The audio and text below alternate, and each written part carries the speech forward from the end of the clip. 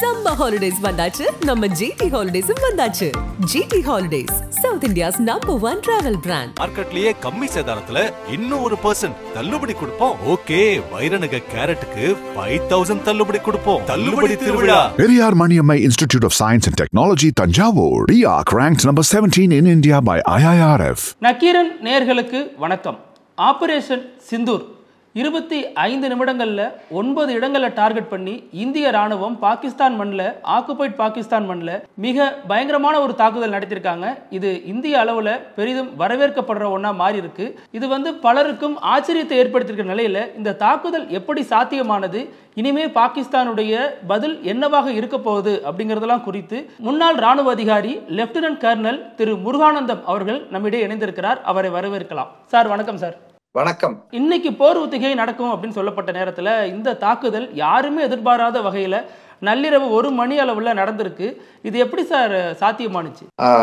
போருங்கிறதே யாரும் எதிர்பாராத தருணத்தில் யாரும் எதிர்பாராத விஷயத்தை யாரும் எதிர்பாராத முறைப்படி செய்யறது தான். இதுதான் போரினுடைய எசன்ஸ், சாராம்சமே. ஸோ அதன்படி இந்திய ராணுவம், கடற்படை, தரைப்படை மற்றும் விமானப்படை மூன்றும் இணைந்து இந்த தாக்குதலை நடத்தியது மிக மிக வரவேற்புக்கு உரியது. இது 22 April Pahalgam attack on innocent tourist, அப்பாவி டூரிஸ்ட் அவங்களுடைய உயிரை குடித்ததனுடைய விளைவு. நம்மளுடைய இது அதனுடைய நம்ம response by Indian government. And இந்த தாக்குதல் நான் முதலே சொன்னேன், ஒரு சில டிவி நேர்காணல்களில் நான் என்ன சொன்னேன்னா, புள்ளி வச்சாச்சு நம்ம அடிப்போம்னு. ஸோ அதனால இது எதிர்பார்த்த விஷயம் தான். But timing and mode and method எதிர்பார்க்காத விஷயம். ஸோ அதனால it's a surprise achieved thoroughly. And இன்னொரு முக்கியமான விஷயம், நாட்டு மக்களுக்கு போர் ஒத்திகையை நம்ம முதல்லயே நம்ம அறிவித்தது ஒரு சிறந்த விஷயம். ஏன்னா இன்னைக்கும் தாக்குதலுடைய எதிரொலியாக பாகிஸ்தான் ராணுவம் எல்லை கட்டுப்பாடு இருக்கிற இடங்கள்ல கம்ப்ளீட்டா என்ன செஞ்சிருக்கிறாங்க, ஆர்ட்லரி ஃபயர் கிரியேட் பண்ணியிருக்காங்க. அண்ட் சிவிலியன்ஸை டார்கெட் பண்ணியிருக்காங்க. யூசி அப்பாவி சிவில் மக்களை அவங்க என்ன செஞ்சிருக்கிறாங்கன்னா டார்கெட் பண்ணதுனால நிறைய சிவிலியன் டெத் இப்பவும் நடந்துட்டு இருக்குது. அதுல இந்த போர் ஒத்திகை மட்டும் நம்ம செய்யாம இருந்திருந்தோம்னா இந்த சிவில் அதாவது நாட்டு மக்களினுடைய இறப்பு பல மடங்கு ஆயிருக்கும். ஆகவே தாக்குதலும் சரி, போர் ஒத்திகையும் சரி, இனிமே நம்ம என்ன செய்யணும், அலர்ட்டா இருந்து நம்ம அவனுடைய எதிர்வினைகளை நம்ம எதிர்கொள்றதுக்கு தயாரா இருக்கணும், ஆயத்தமா இருக்கணும். சார், இன்னைக்குதான் போர் ஒத்திகை நடைபெறதா இருந்துச்சு. எப்பவுமே போர் ஒத்திகை நடந்து அடுத்துதான் தாக்குதல் நடத்துவாங்க அப்படின்னு எதிரி நாடுகள் நினைப்பாங்க. அதனால போர் ஒத்திகைக்கு அன்றைய இரவே, முதல் நாள் இரவே இந்த தாக்குதல் நடத்தினது இந்தியாவினுடைய ராஜதந்திரம் அப்படின்னு சொல்லப்படுது. இதை எப்படி சார் புரிஞ்சுக்கிறது? இது ராஜதந்திரம்னு சொல்ல முடியாது. It is not a diplomatic greatness, but it is a military operational greatness. அதாவது எப்போ அட்டாக் பண்ணுவாங்கன்னு நினைச்சு அதை தவிர்த்து அதுக்கு முன்னாடியோ ப்ரீஎம்டிவோ அல்லது அதுக்கு அப்புறம் ஆரப்போட்டு செய்யறது, இது ஒரு ஆபரேஷனல் அக்யூமன். இது ஒரு சிறந்த ஒரு ஆர்ட் அப்படின்னு சொல்லலாம். இதுல ஹேமர் குண்டுகள், சூசைட் ட்ரோன்ஸ் இதெல்லாம் பயன்படுத்தியிருக்காங்க அப்படின்லாம் சொல்லப்படுது. இது ரொம்ப அதிநவீன ஆயுதங்கள் அப்படின்னு சொல்லப்படுது. இதெல்லாம் என்ன சார், இதனுடைய தாக்கம் என்னவா இருக்கும்? ஆக்சுவலி இந்த ட்ரோன்ஸ் அண்ட் சூசைட் ட்ரோன்ஸினுடைய விஷயங்கள்லாம் டைவர்ஷனரியா தான் நான் என்னுடைய மிலிட்டரி நாலேஜுக்கு என்ன நினைக்கிறேன்னா, இதெல்லாம் டைவர்ஷனரியா நினைக்கிறேன். Beyond visual range weapons attack ஆயிருக்குது. அதாவது நம்மளுடைய எல்லையை தாண்டாம, ஆனா பாகிஸ்தான்ல இருக்கிற 3 இடங்களும் மீதி 6 இடங்களாக கூடிய பாகிஸ்தான்ல இருக்கிற ஆக்கிரமிப்பு காஷ்மீர்ல இருக்கிற 6 இடங்களையும் 24 டார்கெட்ஸ் டார்கெட் பண்ணது எப்பவுமே பிவிஆர் அப்படிங்கிற beyond visual range weapons. And இது தூரத்துல இருந்தே லான்ச் பண்ணி நம்ம விட்டுறலாம். அது கோஆர்டினேட்ஸ் கரெக்டா. இதுல என்ன முக்கியமான விஷயம்னா, இன்டெலிஜென்ஸ் ரொம்ப முக்கியமான விஷயம். அதாவது அந்த எந்த இடத்துல யார் இருக்கிறாங்கிற அக்யூரேட் இன்ஃபர்மேஷன் நம்ம ஃபீட் பண்ணிட்டோம்னா அது என்ன செய்ய, அங்க போயிட்டு ஹோவர் பண்ணி டிலேடு அட்டாக் அம்யூனிஷன்ஸ் அதெல்லாம் எப்படின்னு பார்த்து எங்க ஆக்டிவிட்டிஸ் பார்த்து அதுக்கப்புறம் இது பண்ணும். ஆல்மோஸ்ட் இது ஒரு இந்திய வரலாற்றிலேயே இந்த மாதிரி ஒரு டெக்னாலஜியை இன்ஃபியூஸ் பண்ணி இன்டெலிஜென்ஸோட கனெக்ட் பண்ணி செஞ்ச ஒரு தாக்குதல். இது மிக சிறப்பானது அண்ட் பாராட்டக்கூடியது. And drone activity, other suicide drones launching, அதெல்லாம் ஒரு டைவர்ஷனரி. இன்ஃபேக்ட் இதுல என்ன ஒரு பெரிய விஷயம் தெரியுதுன்னா, Chinese air defence system which Pakistan ரொம்ப ஹெவியா நம்பிட்டு இருந்தாங்க. அந்த ஏர் டிஃபென்ஸ் சிஸ்டத்தை வந்து நம்ம ஓவர் கம் பண்ணிட்டோங்கிறது நமக்கு ஒரு பெரிய ஒரு சப்போர்ட் அண்ட் ஒரு பெரிய ஒரு அச்சீவ்மெண்டா நான் நினைக்கிறேன். சார், இது பாகிஸ்தான் மண்ணுக்குள்ள நம்மளுடைய அதிநவீன ஆயுதங்கள் அல்லது போர் விமானங்கள்லாம் போகிறப்ப அவங்களால அதை தடுக்க முடியல, அவங்களால அதில் எந்த விதமான ஒரு பாதுகாப்பு முன்னேற்பாடுகளும் அவங்கள்ட்ட இல்லை அப்படின்னு சொல்லப்படுது. அது பாகிஸ்தானோட பலவீனமாகவும் பார்க்கப்படுது. இது பின்னணி என்ன சார்? இது வந்து ஆக்சுவலி ஒரு நாட்டினுடைய பலமோ பலவீனமோ ஒன்று அந்த நாட்டினுடைய ஆர்மி நேவி ஏர்ஃபோர்ஸ்ல வேலை செய்யற அதிகாரிகள், அதனுடைய jawans and man power personal. இன்னொரு பலம் என்னன்னா அந்த நாட்டினுடைய டெக்னாலஜி. எந்த நாட்டினுடைய டெக்னாலஜி அவங்க வந்து ஃபாலோ பண்றாங்க, எந்த நாட்டினுடைய டெக்னிக்கல் நோகோ எடுத்து அவங்க ப்ரொடக்ஷன் பண்றாங்க, தன்னிறைவு இருக்கிறாங்களா அப்படின்னு பார்த்தோம்னா பாகிஸ்தான் பை அண்ட் லார்ஜ் ஒரு 20 வருடங்களுக்கு முன்பு அது அப்படியே என்னன்னு யூகே அமெரிக்கன் டெக்னாலஜி அண்ட் அதனுடைய ப்ராடக்ட்ஸை மிலிட்டரி எடுத்துக்கிட்டு நமக்கு யூஸ் படுத்தினாங்க. நமக்கு எல்லாமே தெரியும் 1965 பேட்டன் டேங்க்ங்கிறது. பேட்டன்கிற ஒரு அப்ப இருந்து அதிநவீன அமெரிக்கன் டேங்க் வந்து என்ன நினைச்சாங்க, பாகிஸ்தானுக்கு கொடுத்து அதை யூஸ் படுத்தின இந்தியாவுடைய கவச அணிகள் பூராவுமே என்ன ஆயிடும், உடஞ்சிரும், ஒண்ணும் இல்லாம போயிடும் அப்படின்னு நினைச்சாங்க. பட் ஆனா அது கிடையாது. அது என்னாச்சுன்னா நம்ம பேட்டனை வந்து ஸ்லே பண்ணணும், கில் பண்ணணும். என்ன காரணம்னா நம்ம மேன் இருந்தது. அப்ப இருந்த man power was very dominant and superior. அது நம்மகிட்ட இருந்த லோவர் ஆர்டர் வெப்பன்ஸை வச்சு நம்ம என்ன செஞ்சோம், ஹையர் ஆர்டர் வெப்பன்ஸை ஓவர் கம் பண்ணோம். ஆனா இன்னே சுச்சுவேஷன் என்னன்னா டெக்னாலஜி பாகிஸ்தான் ஒரு 20 வருடங்களாக அவன் வந்து கொஞ்சம் கொஞ்சமா அமெரிக்கன் டெக்னாலஜில இருந்து போயிட்டு வெளியே போய் சைனீஸ் டெக்னாலஜி இம்போர்ட் பண்ண ஆரம்பிச்சிட்டான். சைனீஸ் டெக்னாலஜி, அதாவது Chinese aircrafts, fighter aircrafts, Chinese submarines, Chinese tanks, Chinese air defence systems. So இது வந்து இதனுடைய போர்ல வந்து எப்படி சிறப்பா செய்யுங்கிறது ஒரு பெரிய கேள்விக்குறி. அதனுடைய லாக்குனா, அதனுடைய ஷார்ட் ஃபால்ஸ் அண்ட் அதனுடைய அதாவது ஷார்ட் கமிங்ஸ் வந்து என்ன செஞ்சுட்டோம், நம்ம யூஸ் படுத்தி நம்மளுடைய ஏர்ஃபோர்ஸ் உள்ளுக்கு நம்மளோட விஷயங்களை இம்ப்ரூவ் பண்ணி கரெக்ட் பண்ணிட்டாங்க. ஸோ இது பாகிஸ்தானுடைய ராணுவத்தினுடைய தோல்வின்னு சொல்றதும் கரெக்ட். பட் அதை விட முக்கியமான விஷயம் என்னன்னா பாகிஸ்தான் எடுத்துக்கிட்ட டெக்னிக்கல் டிபெண்டன்சி, அதனுடைய தோல்வி, சைனீஸ் டெக்னாலஜியினுடைய பெரிய ஒரு தோல்வி. அப்படின்னா அது பாகிஸ்தானுக்கு நேரடியான ஒரு தோல்வி, சைனாவை பொறுத்த வரைக்கும் இது ஒரு மறைமுகமான தோல்வியா அதை கருதலாம். அப்படிதானே சார்? சரியா சொன்னீங்க. இந்த சிஸ்டத்தை பொறுத்தவரையிலும் இந்த ஏர் டிஃபென்ஸ் சிஸ்டத்தினுடைய பெனிட்ரேஷன் சைனாவுடைய மறைமுகமான தோல்வி தான். இன்னும் ஒரு முக்கியமான விஷயம் என்ன சொல்ல போனோம்னா, மிலிட்ரி ஹார்ட்வேர்லயே மிலிட்ரி டெக்னாலஜில அட்வான்ஸா இருக்கிற நேஷன்ஸ் என்ன செய்யும், இந்த மாதிரி ஸ்டூஜ் நேஷன்ஸ் அதை வச்சு தன்னுடைய வெப்பன் சிஸ்டத்தை டெஸ்ட் பண்ணும். இப்ப எடுத்துக்காட்டா அமெரிக்கா என்ன செய்வான், அவனுடைய R&Dல ரெடி ஆகக்கூடிய வெப்பன் சிஸ்டத்தை யூரோப்லயோ அல்லது உக்ரைன்லயோ இல்ல செச்னியாவிலயோ எங்கேயாவது அந்த எங்கெல்லாம் சண்டை வர்ற இடத்துல டெஸ்ட் பண்ணுவாங்க. அந்த மாதிரி இந்த ஆப்பர்ச்சுனிட்டில இந்த டெஸ்டிங்ல சைனாவுடைய ஏர் டிஃபென்ஸ் அந்த பர்டிகுலர் சிஸ்டம் ஃபெயில் ஆயிடுச்சு. இதுல சந்தேகமே கிடையாது சார். இதுல அப்புறம் இன்னொரு விஷயம், அந்த 80 to 90 தீவிரவாதிகள் கொல்லப்பட்டிருக்கலாம் அப்படின்னு இந்தியா சொல்லுது. பாகிஸ்தான்ல இதுல மக்களும் சிலர் பாதிக்கப்பட்டிருக்காங்க அப்படிங்கிற தகவல் சொல்லப்படுது. ஆனா இந்தியாவை பொறுத்த வரைக்கும் மக்கள் யாரும் இதுல பாதிக்கப்படலை அப்படிங்கிறாங்க. இது என்ன பின்னணி சார்?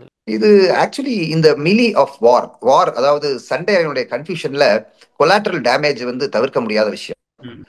பாகிஸ்தான் எப்பவுமே தீவிரவாதத்தை சப்போர்ட் பண்ணிட்டு தீவிரவாதிகளுக்கு ஃபுல் இன்ஃப்ராஸ்ட்ரக்சர் கிரியேட் பண்ணி அவங்களை உள்ளுக்கு ஊடுருவ செஞ்சு நம்மளை அடிச்சுட்டு அவங்க என்ன சிம்பிளா என்ன சொல்லுவாங்க, எனக்கு தீவிரவாதத்துக்கு எந்த சம்பந்தம் இல்லைம்பாங்க. அதே மாதிரி பாகிஸ்தான் நம்ம அந்த ராணுவத்தை அடிச்சாலும் அவங்க என்ன சொல்லுவாங்க, ராணுவத்தையோ இல்ல தீவிரவாதிகள் அடிச்சாலும் இங்க வந்து அப்பாவி மக்களை கொண்டுட்டாங்கிற ஒரு இன்டர்நேஷனல் ஒப்பீனியன் பில்டிங்காக இதை சொல்றாங்க. ஆகவே இதை பத்தி பெருசா நம்ம எடுத்துக்க வேண்டிய அவசியம் இல்லை.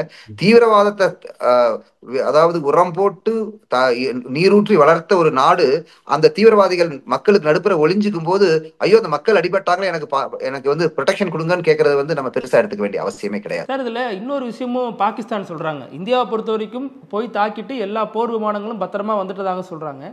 பாகிஸ்தான் அதுல ரஃபேல் உள்ளிட்ட 5 விமானங்களை நாங்க சுட்டு வீழ்த்தி இருக்கோம் அப்படிங்கிறாங்க. அப்படின்னா அதை ஓட்டிட்டு போன விமானியோட நிலை என்ன அப்படிங்கிற கேள்வியும் எழுதுல சார். அது உண்மையா? முதல்ல அது வதந்தி. Please to not believe sir. அப்புறம் இது தமிழகத்துல எதுவும் பாதிப்பு ஏற்படுத்துமா? தமிழகத்துல போர் ஒத்திகெல்லாம் பண்ணாங்க கல்பாக்கத்துல. ஸோ இந்த போரினுடைய தாக்கம் தமிழகத்துல குறிப்பா சென்னையில எதுவும் இருக்குமா சார்? அதாவது இன்னும் சொல்ல போனோம்னா இந்த போரினுடைய தாக்கம் வந்து கவர்மெண்டினுடைய எய்மே வந்து வித்தின் லிமிட்டெட் ஜோன்ல தான் இருக்கணும்னு எதிர்பார்க்கறாங்க. நம்ம அனைத்து முயற்சிகளும் என்ன செய்வோம், இந்த போரினுடைய தாக்கம் ஜம்மு காஷ்மீர் எல்லையை மட்டும் வச்சு வரைமுறைப்படுத்தப்பட்டு மீதி ரெஸ்ட் ஆஃப் த நேஷனை வந்து நார்மலா வைக்கணுங்கிறது தான் கவர்மெண்ட்டுடைய எய்ம். பட் அதைப்படி பார்க்கும்போது தமிழகம் ரொம்ப தூரம் தள்ளி இருக்குது. தமிழ்நாடு, கேரளா, கர்நாடகாலாம் ரொம்ப தள்ளி இருக்கிறதுனால ஜாஸ்தி அதனுடைய இம்பாக்ட் இருக்காது. பட் இருந்தாலும் போர்ங்கிறது வந்து அன்சர்டனிட்டியினுடைய ஒரு சூழல். ஆகவே எப்படி வேணாலும் வரலாம். பட் ஆனா இந்த இந்த இதுவரை நடந்த நடப்புகளை வச்சு நம்ம பார்க்கும்போது தமிழ்நாட்டுல எந்த ப்ராப்ளம் இருக்காதுன்னு தைரியமா நான் சொல்றேன். இந்த போர் மேகங்கள் சூழ்ந்த கொஞ்ச நாளைக்கு முன்னாடி ஒரு இந்திய ராணுவ வீரர் சிறைபிடிக்கப்பட்டதா பாகிஸ்தான் சொன்னிச்சு. காரில் உட்காந்தபடி ஒரு கண்ணெல்லாம் கட்டியிருந்தாங்க. இடையில இப்போ பாகிஸ்தானை சேர்ந்த ஒருத்தரை இந்தியா சிறைபிடித்தாங்க. இப்போ இவங்களோட நிலையெல்லாம் இப்போ என்ன சார் ஆகும்? இது வந்து இது அப்படியே சஸ்பெண்டட். ஏன்னா இந்த இந்த அவங்களுடைய போர் நடவடிக்கைகள் நடக்கும்போது மற்ற விஷயங்கள் வந்து முன்னெடுக்கப்படும். இது வந்து பின்னாடி போயிடும். இது வந்து என்னன்னா இது ஒரு சிறைப்படுத்தப்பட்ட கைதி. இப்போ இந்திய ராணுவ வீரர் கிடையாது, பிஎஸ்எஃப், எல்லை பாதுகாப்பு படை வீரர். ராணுவத்துக்கும் பிஎஸ்எஃப் டிஃபரன்ஸ் இருக்கு. ஆல்ரெடி நான் சொல்லியிருக்கிறேன். ராணுவம் வந்து இந்திய ராணுவம் ஆர்மி, நேவி, ஏர்ஃபோர்ஸ்.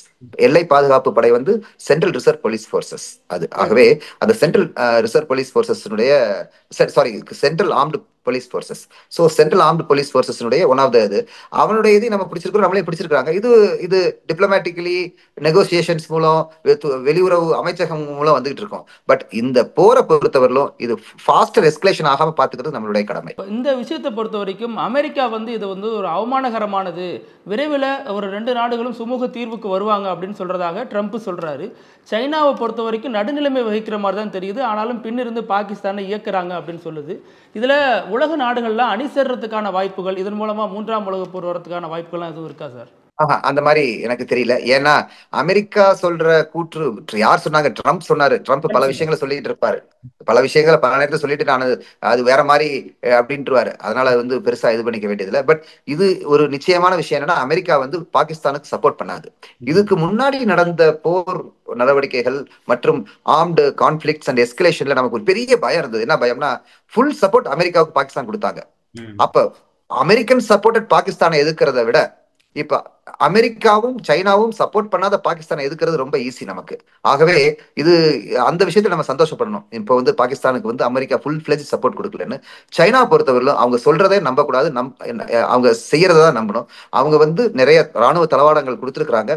அந்த ராணுவ தளவாடங்களை பாகிஸ்தான் யூஸ் படுத்திட்டு இருக்குது. ஸோ ஆக்டிவ் கொலூஷன் ஆஃப் சைனா அது வந்து இருக்கும். அதை நம்ம தவிர்க்க முடியாது. மற்றபடி சைனா நடுநிலையா செயல்படுவாங்கிறது வந்து ஒரு கண் துடைப்பு, ஒரு டிப்ளமேட்டிக்கலி ஒரு கரெக்டான ஒரு approach to international relations and politics. But otherwise they will support Pakistan on this issue. இந்த சம்பவம் நடந்ததுக்கு அப்புறம் இன்னைக்கு காலையில ஒரு 10:30 மணி போல மத்திய அரசு செய்தியாளர்களை சந்திச்சிச்சு. மத்திய பாதுகாப்புத்துறை செயலர் தலைமையில் அந்த செய்தியாளர் சந்திப்பு நடந்துச்சு. இதுல ஒரு பக்கம் ராணுவத்தை சேர்ந்த ஒரு பெண் அதிகாரி, இன்னொரு பக்கம் விமானப்படையை சேர்ந்த பெண் அதிகாரி, 2 தரப்புலையும் அமர்ந்திருக்காங்க. இதன் மூலமா பாகிஸ்தானுக்கு இந்திய அரசு என்ன செய்தியை சொல்லுது சார்?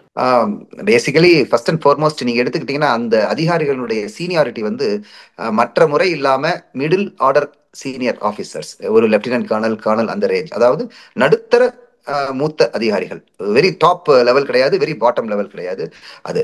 அண்ட் வெளியுறவு அமைச்சகத்தினுடைய அதிகாரியும் சரி, இந்திய ராணுவ அதிகாரி கர்னல் மேடம் இருந்தாங்க, குரேஷி மேடமும் சரி, இந்த பக்கம் இந்திய விமானப்படை விங் கமாண்டர் இருந்தாங்க. அனைவரும் மிக தெளிவாக அரசினுடைய நிலைப்பாட்டை விளக்குனாங்க. அண்ட் அவங்க ரொம்ப ஆணித்தரமாக ஏன் இது செஞ்சோம், இது எவ்வளவு தூரம் செய்ய போறோம், இது எங்களுடைய லிமிட் என்னங்கிறத தெளிவா சொல்லிட்டாங்க.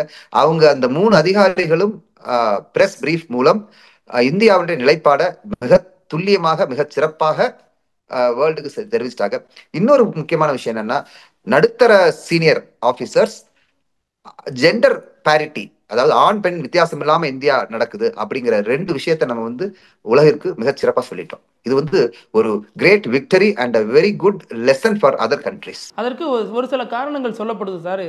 பஹல்காம் தாக்குதலில் பெண்களை வந்து அந்த தீவிரவாதிகள் வந்து நீங்கள் அதுக்கு கூட லாய்க்கு இல்லை, நீங்கள் அதெல்லாம் சொல்லிட்டு உங்களை விட்டுடுறோம் அப்படின்னு சொல்லி விட்டதாகவும், யாரை பார்த்து இப்படி சொன்ன அப்படிங்கிறதுக்காக இந்திய அரசு 2 பெண்களை அப்படி வச்சு பாகிஸ்தான் தீவிரவாதிகளுக்கு அது பின்னிருந்து இயக்கிய அரசுக்கு பதிலடி கொடுக்கறதாகவும் சொல்லப்படுது சார்.